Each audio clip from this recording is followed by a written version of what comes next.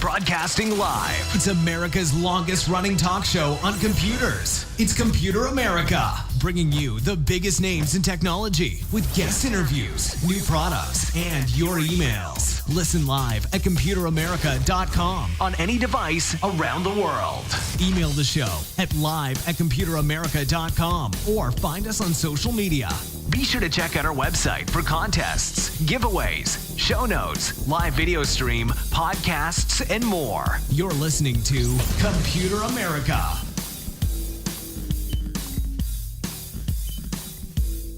Hello and welcome into the Computer America Show. We are the nation's longest running, nationally syndicated radio talk show on computers and technology.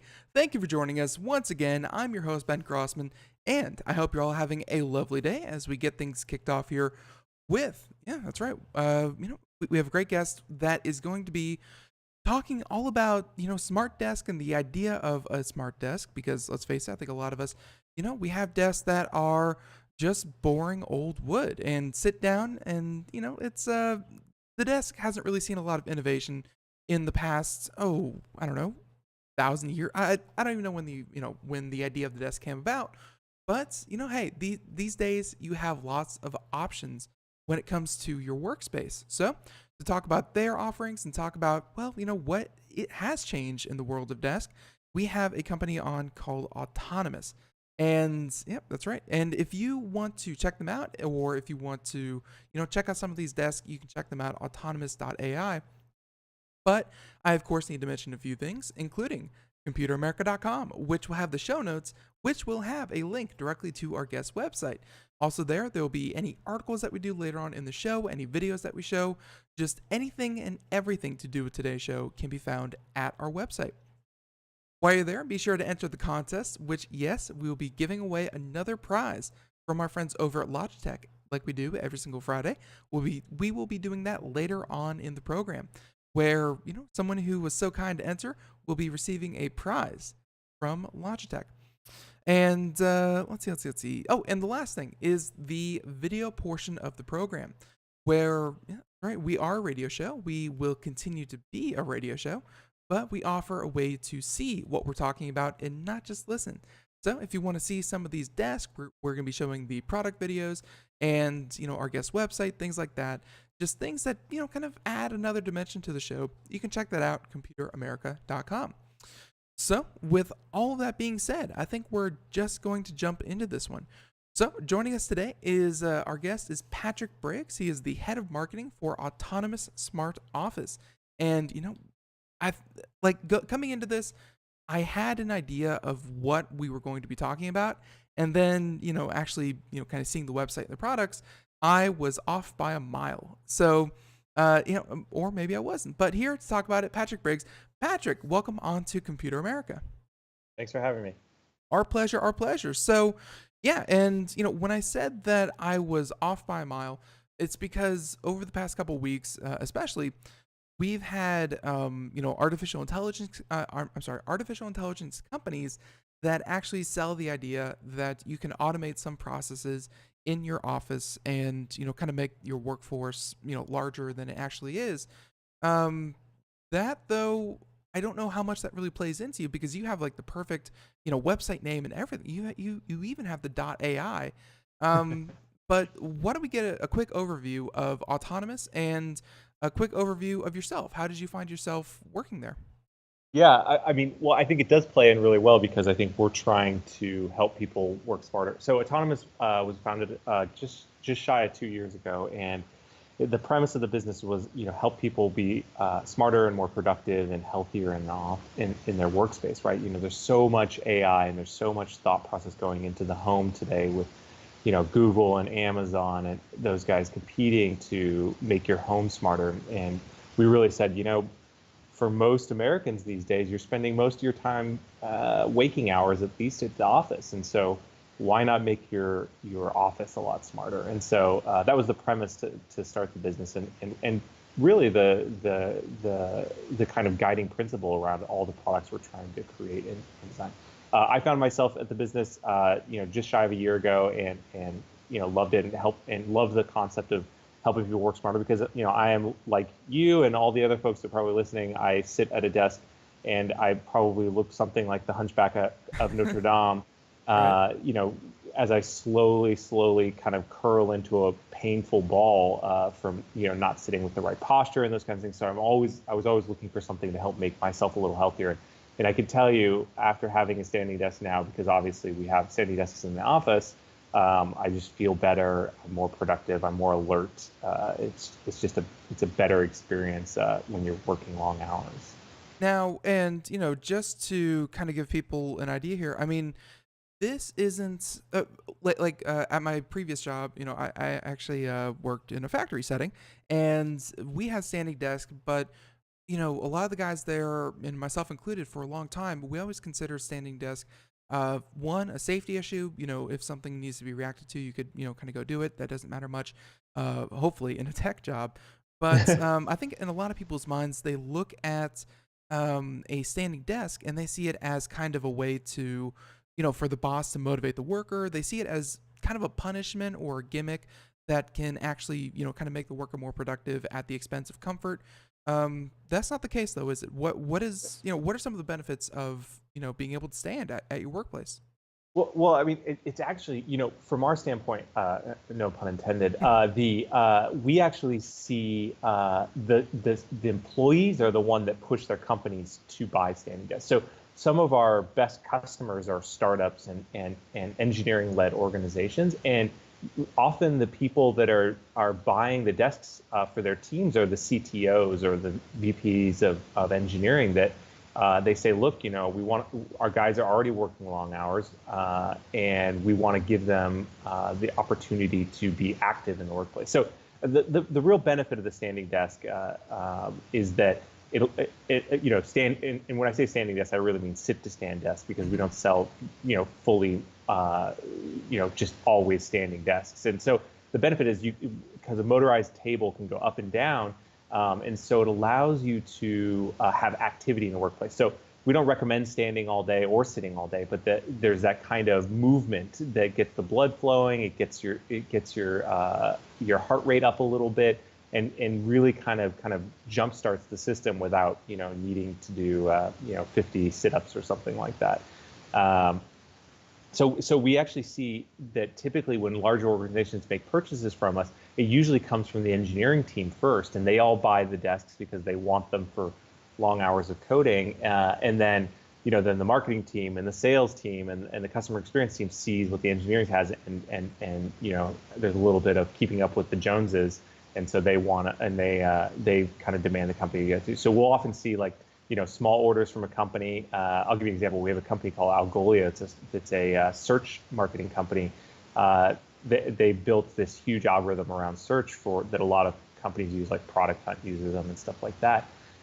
And they started out buying a small number of desks, just 20, and now their entire offices, and all 3 of their offices across the world, have standing desks, and there's hundreds of them. And it's just because the engineering team needed a more ergonomic and healthier way to work. That's definitely super cool to hear. And you're right. We should definitely clarify. Standing desk obviously is a desk that you stand at. Go into a bit more detail about sit to stand, and maybe even start talking about your products, about how you transition one to the next. Because you mentioned motorized. I've seen the ones with springs and levers and little latches underneath. You offer obviously sit to stand, and how does that work?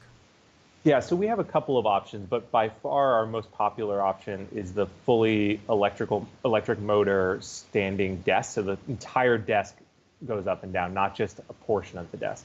And we actually think that's really valuable because, you'll see a lot of those computer-only standing desks that are you have to pull them up and down. And not all of a lot of our work is on the computer. Probably for most people on this call, 90% of their work is on the computer. But there's still a lot of paperwork done, in terms of thinking out ideas and stuff, like sketching out designs for the designer crowd, and sketching out all kinds of workflows for new software development.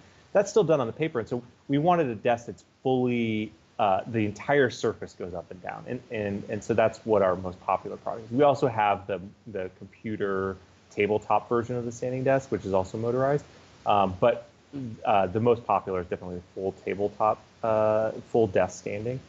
And we also built a motorized one so that you can really get precise to what height you want to adjust it to. So instead of having one that's done with a lever or done with a cylinder, a gas cylinder, this one, by doing it with electrical motors, it allows you to get precise to what height you want to adjust it to within the ½ inch. So that gives you the flexibility to be in a fully sitting position, fully standing position, or maybe a halfway sitting standing position if you wanted to use like, a Bosu ball chair or use like a bar stool to kind of adjust again, to give you kind of that variety throughout the day.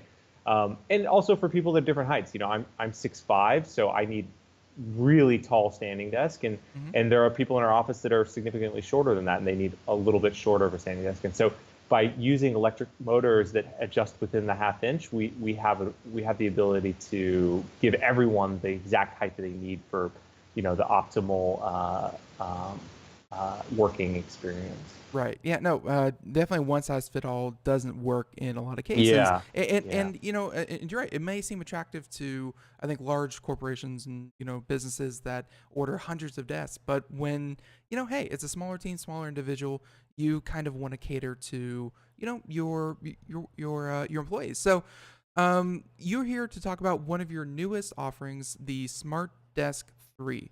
So obviously, sit to stand desk. That's one thing. Why did you add the moniker kind of SmartDesk? What makes it smart? What are some of the features of your new desk?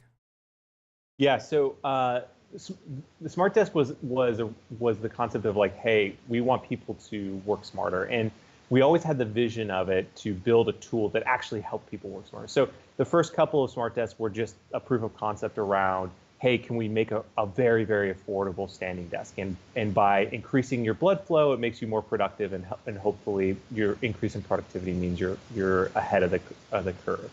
But the SmartDesk 3, we're really excited about, and we started selling it just last month and have had great response. And we're shipping the first units in a couple of weeks, which we're excited about.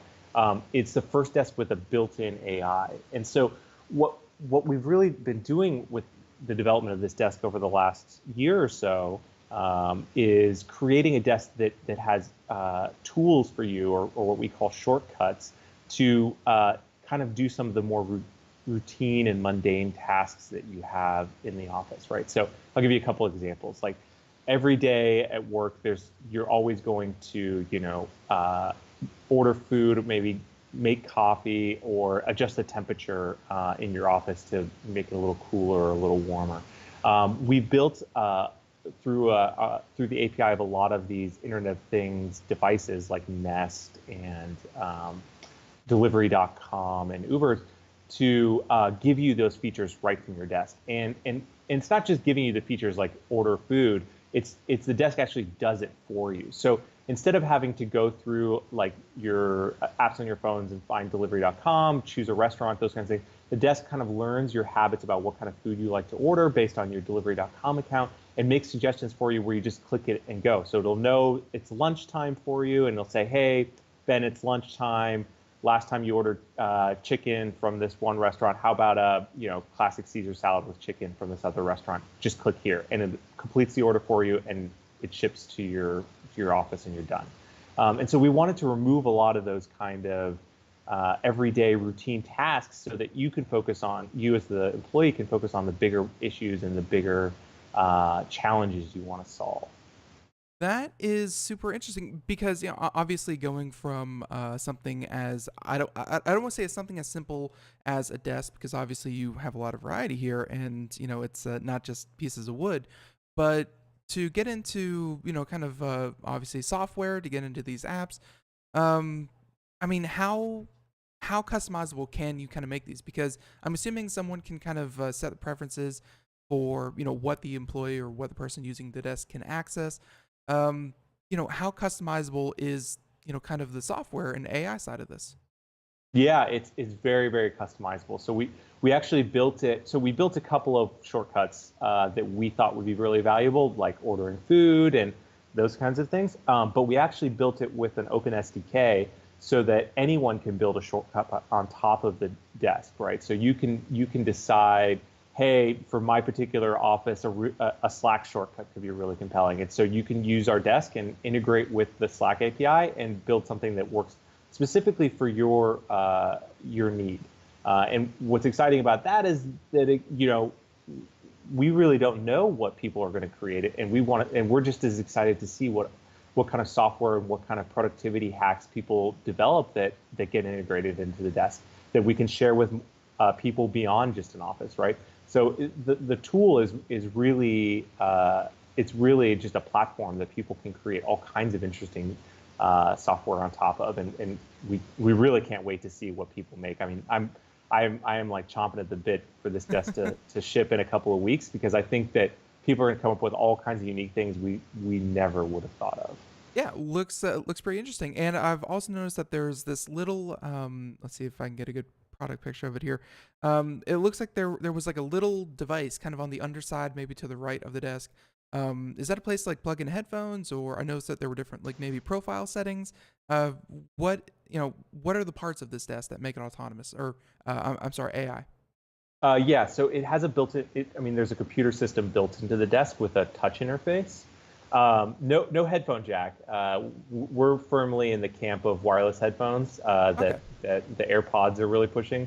But it does have fully functional touch capabilities, as well as pretty hefty computer behind it, so that there's local storage as well as wireless and Bluetooth connectivity. So it can sync with your phone. It can sync with your office wireless, and we're hoping that someone will build some interesting apps around syncing around other desks in the office space. Yeah, no, that's and showing the video, it's pretty interesting seeing how the desk will remind you, which I am a firm believer that enough people don't get up, they don't stretch their hands, they don't Yep. walk around. This desk will remind you, obviously, and hopefully make make your if your 8 hours much more comfortable, I would think, with reminders.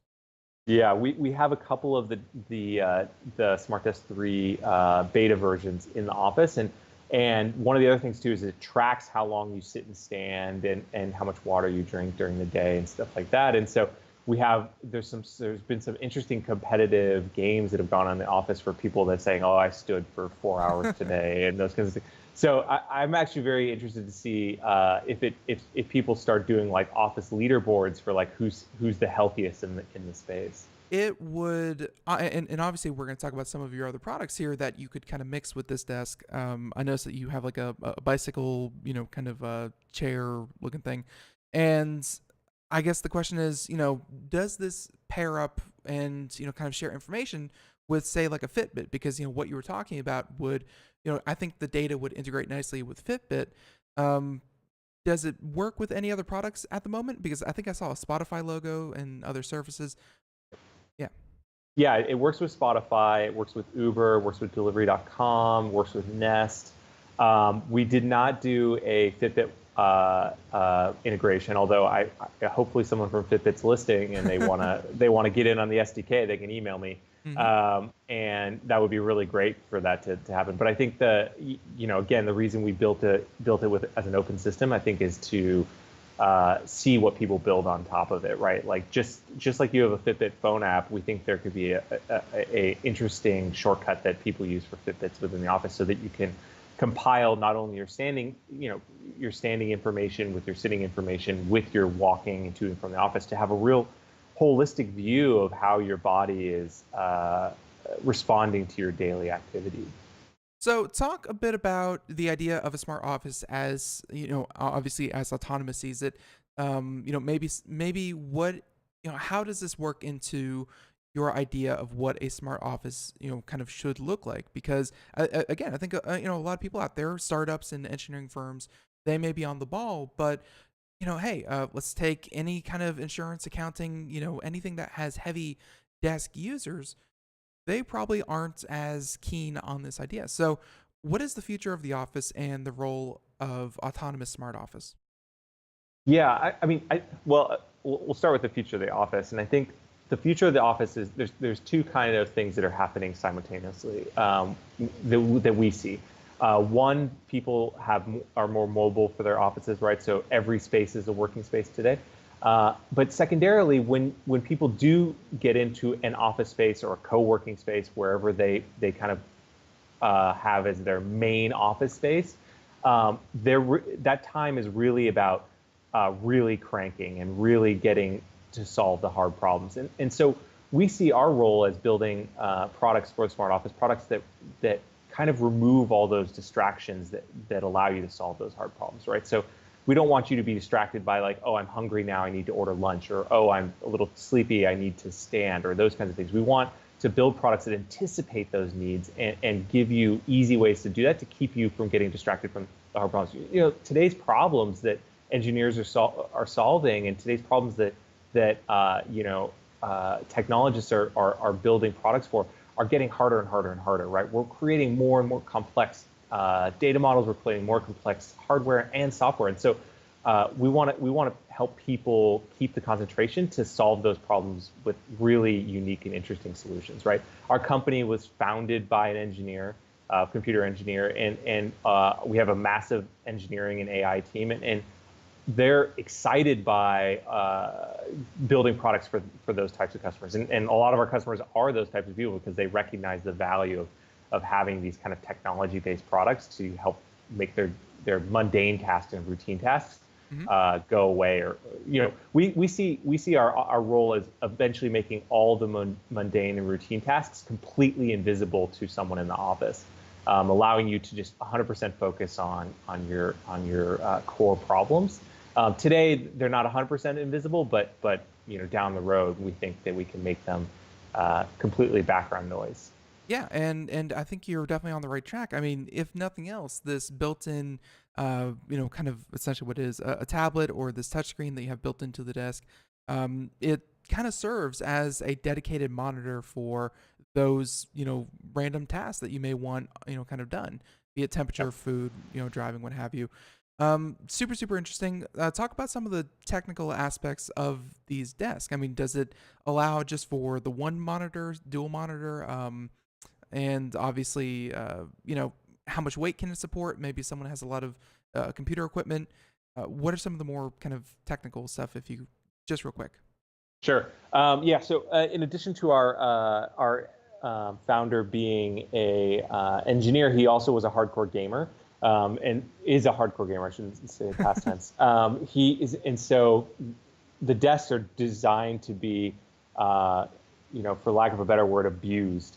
They're very high quality manufacturing, and the dual motors means very hefty. So the dual motor desk can hold over 300 pounds, and it's you can put multiple monitors on. We have multiple monitor arms too for people that want to have big monitor setups. You can put your dog on it. There's all kinds of crazy things you could do. But yeah, the desk was really designed to withstand a beating, because we know that gamers can get frustrated from time to time during their experience, and so the desk was made to withstand that and last for a long period of time. And so it's got all the hardcore, it's stainless steel frame and solid top. So I feel like it can take a beating and keep on. Yeah, and luckily I've been a gamer for a while as well. I've never beaten my desk, but good to know that you have made desks with that in mind. And I'm noticing here on your website that you also have a couple of different kinds of tables, because just having the sleek black or the sleek white kind of design, that's one thing, but you also have something called the Arts, I believe, SmartDesk Arts, yes. And if you could also touch on the SmartDesk Do-It-Yourself Kit. Yeah, so the do-it-yourself kit, the Art Kit is really for people that want a high-end top, and so that's a single piece of wood that is one of a kind. When we send out a SmartDesk Art, when you get that desk, no one else will ever have a desk like it ever again, because it is a unique piece of wood cut from a unique tree that is unreproducible, basically.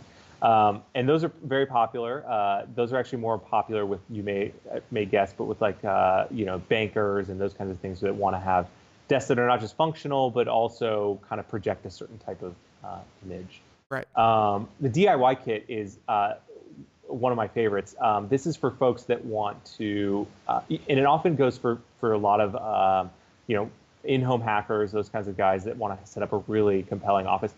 They want to create a desk that's slightly different. They want to customize it to a space, or they want to put a really fascinating top onto it.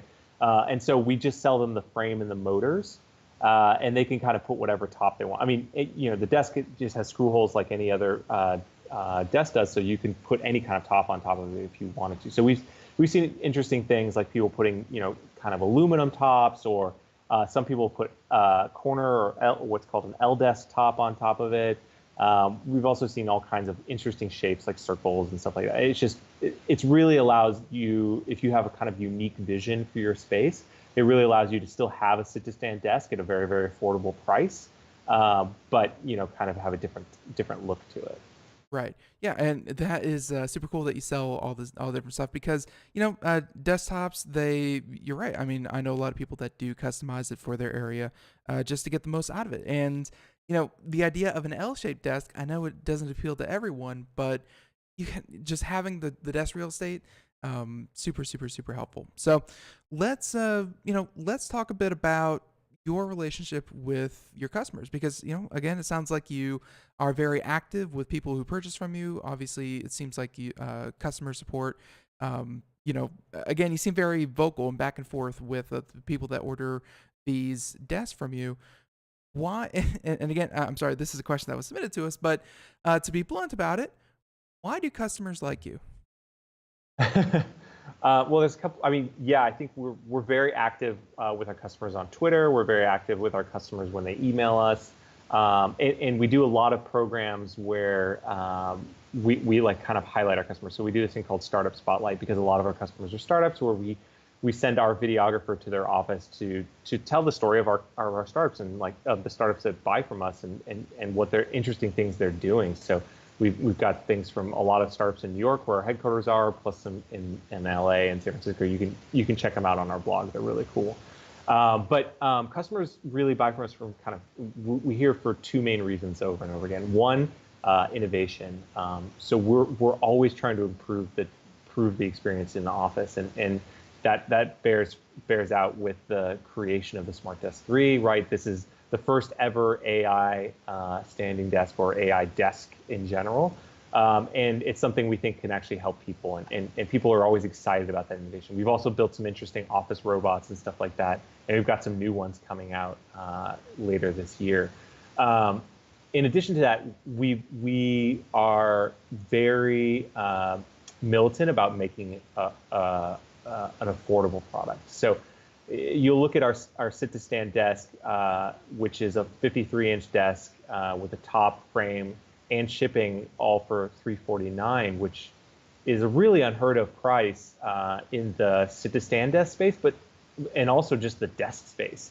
And we really wanted to make something that was high quality and accessible to everybody, because our founder, when he started the business, when he started it based on having his own personal problems with his back and sitting for long hours, and he was appalled at the prices he saw in the ergonomic furniture space, because his feeling was these people are charging a lot because they can charge a lot, right? Because if you have a bad back, you will buy a sit-to-stand desk, or right, you will buy a high-end ergonomic chair, and he didn't think that was fair. He didn't think that was the right way to do it, and so he wanted to build a company that says, hey, ergonomic furniture should be available to everyone at at the most affordable price points. And so building innovative furniture that is also very affordable has kind of been the two core tenets of our business, I would say. Right. Yeah. And it certainly is that way where we've had some other standing desk or sit-to-stand desk here on the show over the past couple months, and you're right. I mean, the prices you definitely pay a premium for that, but yours are comparable to even standard desks. So I definitely have to give you kudos there. And thank you. I think that a lot of other companies, again, not saying it's yours, but they know that they can get insurance to pay for it, I guess is the nicest way to say it. So, they're comfortable charging prices that I think people wouldn't be comfortable paying out of pocket for. But yours does not seem to be that way. Hey, Patrick, would you mind saying for just a minute, and then we'll give this a proper send-off on the other side? Great. Oh, perfect. So everyone, Computer America, we continue on here with, of course, Autonomous Smart Office. And hey, we'll be right back. More Computer America. We are all Brother Wolf. 10 years ago, a group of locals banded together to create positive change. We took animals into our homes, held adoption events at local retailers, and talked to the community about our mission to help build a no-kill Asheville. A decade later, we have achieved so many victories for animals in need. There's been so much progress, yet there's still so much to do. As part of our year-long celebration, we encourage you to become a member of our special Compassionate Circle program. With a monthly donation of $10 or more, you will have behind-the-scenes access to the work we are doing at Brother Wolf. Our goal is to reach 1,000 members because we receive no government funding. Working together, we can help build and sustain no-kill communities. Learn more at compassionatecircle.bwar.org. We are a 501c3 tax-deductible organization.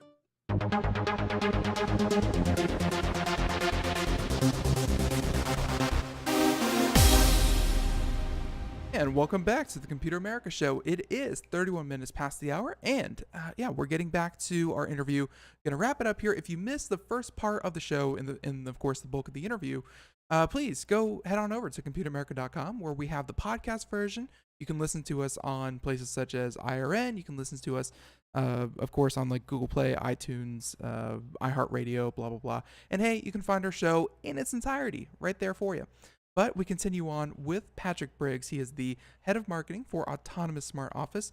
And yeah, Patrick, I thank you for staying over. And I really just wanted to kind of give you a chance to highlight some of, one or two other products, because as I mentioned, you have stools, you have filing cabinets, you have, let me get this right, of course, a standing mat, a desk mini, an office bike. I mean, you have a lot of different products that I think are going to fit a lot of people's lifestyle, but they didn't know that there was, kind of these things available for a desk. Anything that really, people should really know about? Yeah, there's tons of great stuff. I mean, I think the secondary most popular product is obviously our high-end ergonomic chair. In addition to that, one of our newer products that we really designed for people that don't have the ability to swap out their desks is we built a tabletop standing desk called the SmartDesk Mini, and that gives the people that have cubicles, or they have they already have a desk, to put a standing desk on top of their desk and still have access to the ability to sit and stand at work and kind of get that activity in space. So those are two that are very popular and moving quickly. So hopefully, Christmas is coming up. So if some engineering team wants to kind of give each other Christmas gifts, there's nothing better than the SmartDesk Mini. Yeah, and of course, we were just watching the video on that. It seemed very simple, and just not making that that supreme investment. I mean, hey, maybe you just paid a lot for your desk and you kind of want the option. Seems like a great idea.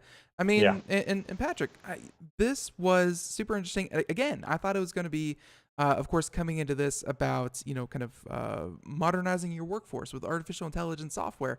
But it kind of is that. You're right, to an extent, with the ability to give people commands over, like you said, the mundane, the just the everyday small task, and giving people, like, again, with the SmartDesk 3, just being able to control that at your fingertips. Super innovative. Yeah, we're excited to see what people do on it, and as I said before, like it's really a platform for the future, and so I can't wait to see what happens. Absolutely. So if people want to find out more, where can they go? You mentioned a blog with a couple of videos.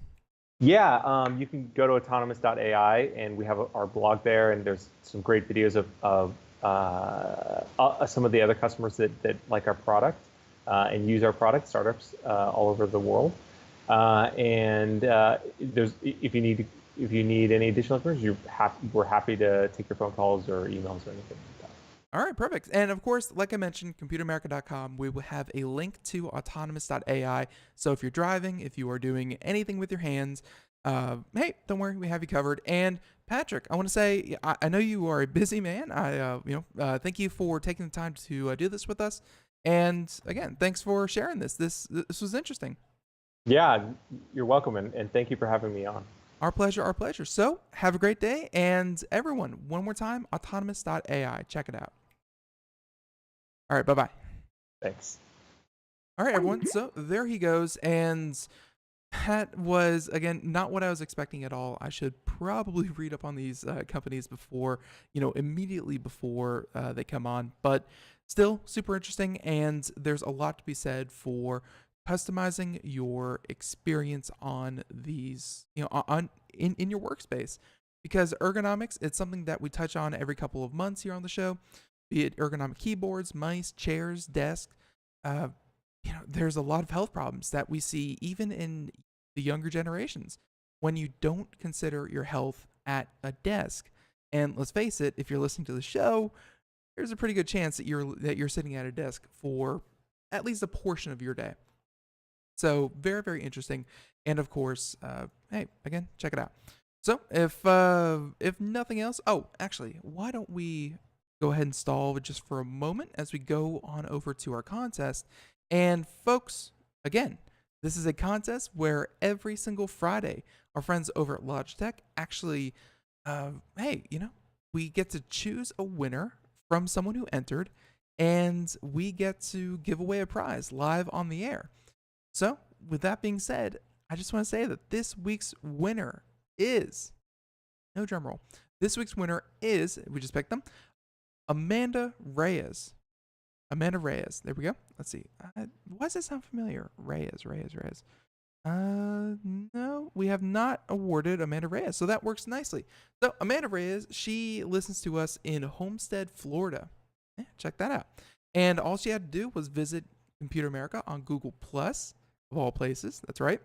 And yeah, that's right. So Amanda, thank you for listening to Computer America. Congratulations, and we'll contact you shortly after the show to award you your prize, get you in contact with Logitech themselves, and get your prize out to you. Very, very simple. And hey, thanks for listening. And if you are not Amanda Reyes, next week you could be, and you could win a prize from Logitech. So just like that, winner chosen. And we are going to go ahead and head on into computer and technology news, brought to you by Fire Dragon Security. So here we go.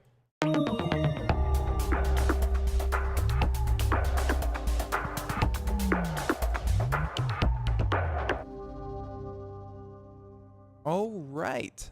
So why don't we get started with this article? And this one made headlines yesterday, but definitely worth going over once again. Actually, kind of later in the day, but it's exciting. Because, here on Computer America, we enjoy technology in many, many forms, especially the new and the emerging technologies. And solar energy, I wouldn't say it's new, but the adoption by people, by individuals' homes, the idea that you can have solar power just for your home, that idea is starting to really take off. And now we have this article, this one coming from Quartz, and yeah, turns out they kind of, sort of, maybe underestimated just how popular solar energy was being installed, or at least, obviously solar panels were being installed in the US. And they underestimated it by a lot. Now, we're not going to use their quote, but essentially it's 98%. They underestimated by 98%.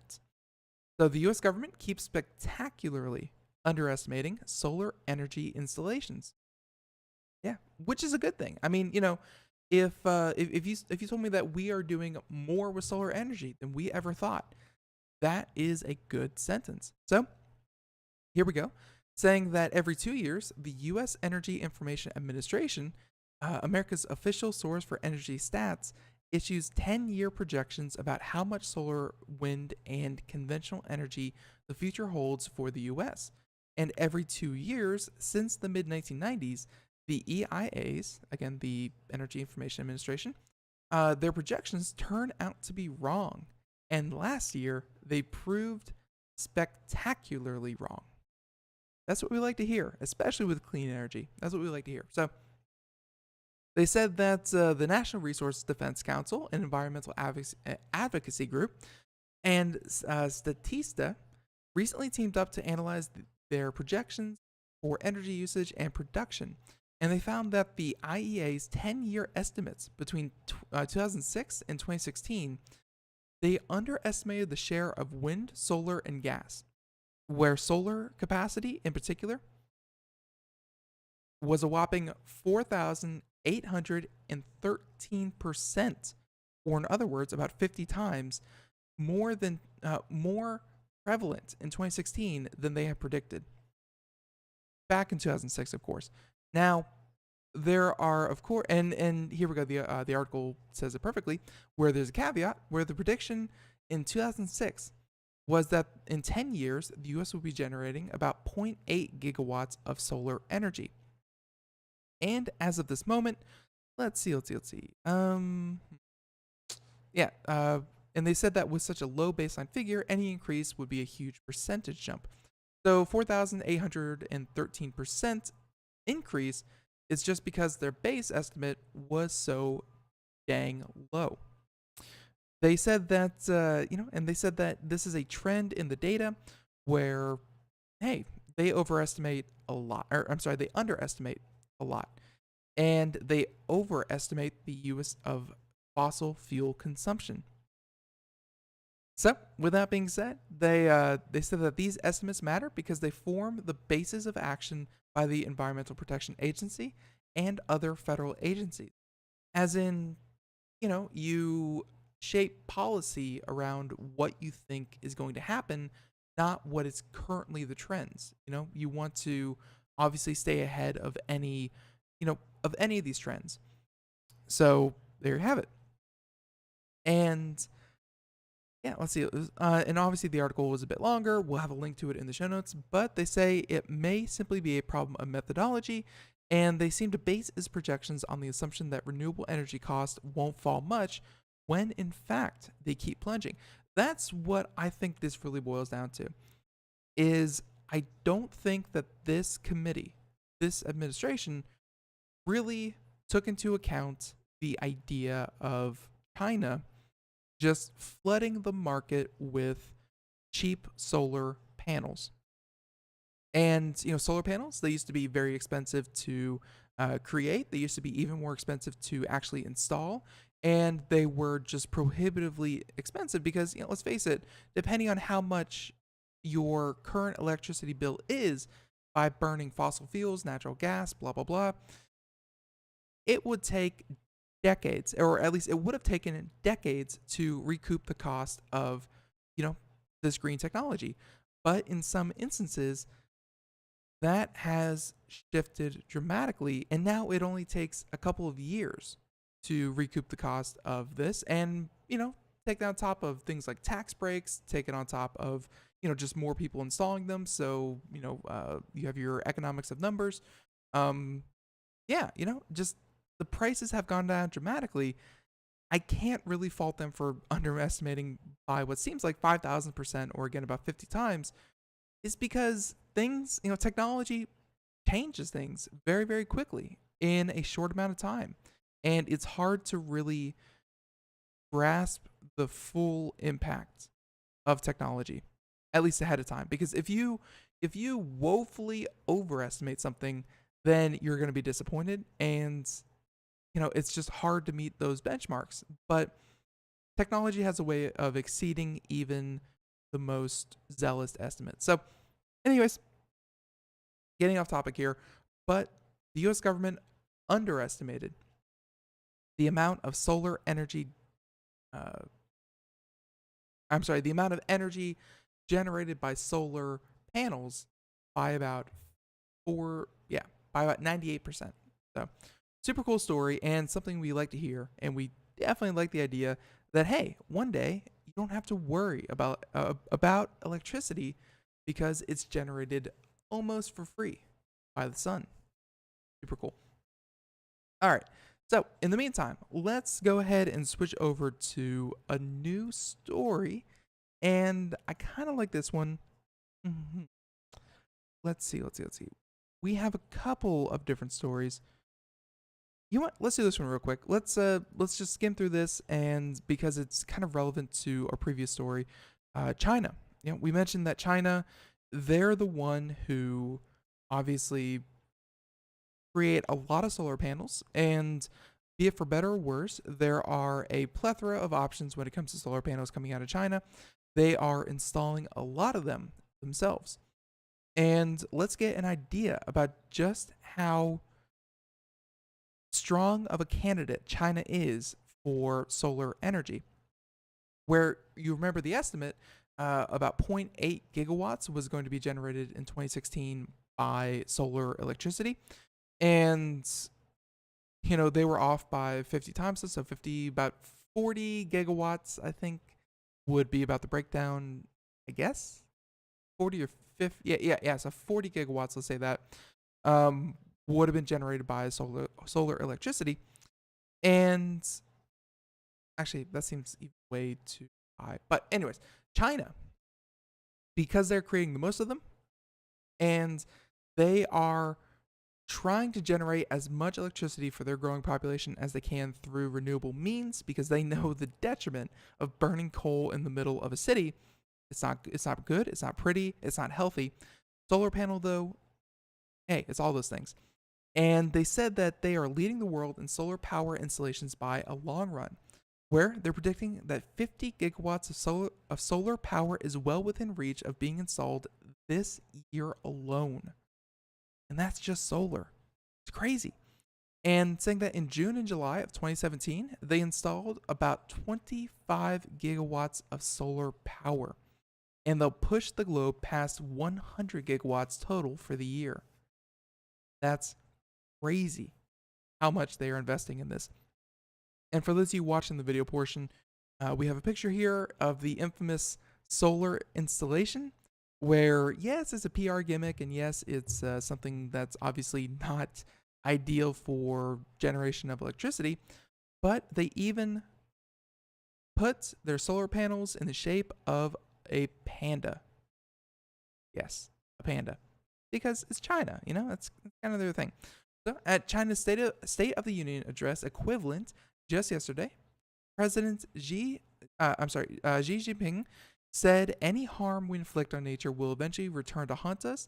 This is the reality we have to face, which may seem a little, kind of obvious, but for a lot of, the past decades for China, they've just been saying that, growth is much more important than the environment, than individuals, than blah, blah, blah. So to see this shift in the largest country in the world, it's definitely a good indication. Now, they said that taking a driver's seat in international cooperation to respond to climate change, China has become an important participant, contributor, and torchbearer in the global endeavor for ecological civilization. And they said that China must develop a new model of modernization with humans developing in harmony with nature. Yeah, and there's a lot of things that you can criticize China about. There's a lot of things that, privacy, human rights, so on and so forth. But that statement, grow in harmony with nature, not the biggest tree hugger here, but it kind of makes you all warm and fuzzy inside, doesn't it? Makes you feel good. So they said the report by the Asian Europe Clean Energy Advisory said that by the end of September, China had 42 gigawatts of solar power installed, and that generally October is a bit of a slow month, followed by a strong November and December period. So what they're saying is this year alone, they're going to be installing about 50 gigawatts of solar electricity. That's quite impressive. So the large growth occurred in the non-utility distributed solar sector, and that China made a point through a new program called Top Runner to install high-efficiency solar panels and to also distribute them to many smaller projects versus only large utility-scale projects. Makes sense. Hey, you don't put all your eggs in one basket. Maybe if one area has clouds for a couple of days or even weeks, then your whole country doesn't go dark because of darn clouds. Hey, this makes a lot of sense.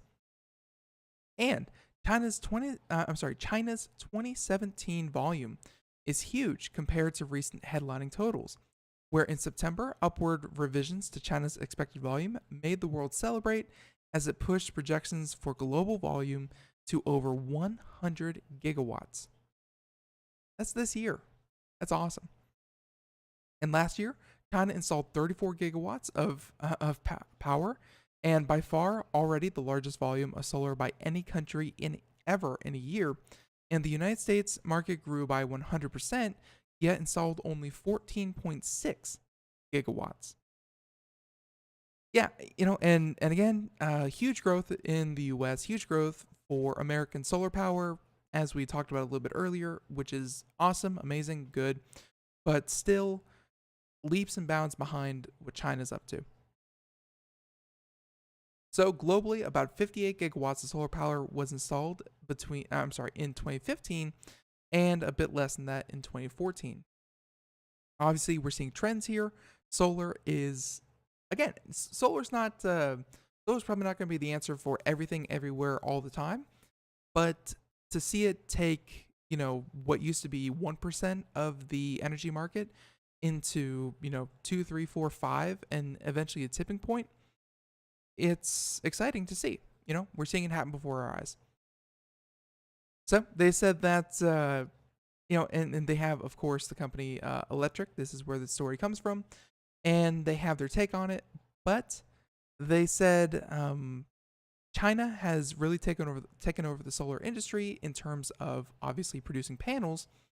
But here's the problem. Now, after a decade of heavy investment in the industry, China is actually making use of a large majority of the total solar panels they manufacture, saying that somewhere around 80 gigawatts of solar manufacturing capacity exists in China, with 130 gigawatts global. So China has more than half of what is possible to produce. And they said that using 50 of those 80 gigawatts is clear evidence that China is no longer focusing on exports. That's right. So where those solar panels would probably have went to places such as Germany or the US or other places that are interested in solar power, looks like China is more interested in keeping it for themselves. Yep. So let's say that is that. But solar power seems to be on the rise, and it seems like if there's ever a contest or a competition to, gladly undertake, that would certainly be the one. All right. How about we do this article? So it's from Google, or at least it's about Google. And if you are a security researcher, this may be pretty cool for you because, it's there are apps being made every single day. And the idea that a certain app will become viral, no one knows what the next top app is. And with that being said, there can be a lot of security flaws, as we've seen. The idea of keeping your customers' data, the idea of keeping your product in tip-top shape, it's vitally important. And Google knows this, and they know that if their top apps are compromised or, people are not confident in their app store, then people's willingness to invest in it not going to be the highest. So Google is doing what they've done for themselves for a number of years, and this coming to us from Engadget, Miss Mariella Moon, saying that Google will pay hackers who find flaws in top Android apps. But only a handful of developers are taking part at the moment, saying that Google is probably hoping to raise the quality of apps in the Play Store by launching a new bug bounty program that's completely separate from its existing one. And that while its old program focuses on finding flaws in its websites and operating systems, this one will pay hackers when they find vulnerabilities in Android's top third-party apps. That's the big part. It's not just about Google and, finding flaws with Google, which they still have their bug bounty program. They'll still pay you, I think it's like $25,000 or $50,000 or even $100,000 for like a really severe one. It's not just about Google, but it's about any third-party app that is a top app in their app store. And they have to submit their findings straight to to the developers and work with them before they can turn in a report through HackerOne's bounty platform to collect their reward. And Google promises $1,000 for every issue that meets its criteria, but bounty hunters can't simply choose a spammy app, which the article mentions there are a number of them. They said that for now, they can only get $1,000 if they can find an eligible flaw in Dropbox, Duolingo, Line, Snapchat, Tinder, Alibaba, Mail.ru, and Headspace. So essentially, some of the more sensitive, in terms of consumer data, and some of the top ones. So you can't just make a buggy app, submit it to the App Store, work with yourself to fix your app, and get $1,000 from Google. That won't work. But Google plans to invite more app developers in the future, but they have to be willing to patch any vulnerabilities found, which means that you can't rely on the program to fix the issues in your favorite low-quality application. So it's not all apps. It seems to be just a handful at the moment, but that will certainly spread. And apps that they deem extremely relevant and that they deem are worth fixing, they're probably going to kind of work with them to make sure that they are up to snuff. So with that being said, let's see. Why don't we talk about we only have time for one more story, folks, and let's see. I guess we can do. All right. How about we do this one? Where League of Legends, we haven't talked about them lately, haven't had much gamer news, but this one is exciting. And for those of you who don't know, League of Legends is currently establishing franchises where just like the NBA, just like football, just like anywhere else, the teams, you pay a franchising fee, you get entered, and you get certain promotion along with a guaranteed spot in the league. And it's a huge investment, it's a huge endeavor, and you can see where League of Legends is obviously picking and choosing which organizations are looking to enter. Now, again, can't get into this, only about a minute left, but safe to say that if you are a fan of certain NBA teams, check it out. Warriors and the Cavaliers, the owners of these organizations, also buy into the League of Legends franchise, where they'll have teams branded under their brands, and you'll be able to see them compete on a different set of obviously instead of the NBA, you'll be able to see their League of Legends teams team up and play against others. So they said that the Golden State Warriors, whose owner, Joe Lacob, splurged about $13 million on an LCS franchise last week. And that's the asking price for a new spot in the championship, whereas existing teams were asked to fork out about $10 million. And again, I think there were 8 or 10 positions where there are also a couple, Rick Fox was one of the previous owners as well. But safe to say, League of Legends is changing, maybe for the better, as we have franchising, and there's going to be some familiar names that you are going to know if you start checking up on League of Legends. It just goes to show the legitimacy and the extent at which esports and the idea of video games as a sport and a spectator sport especially are coming to fruition.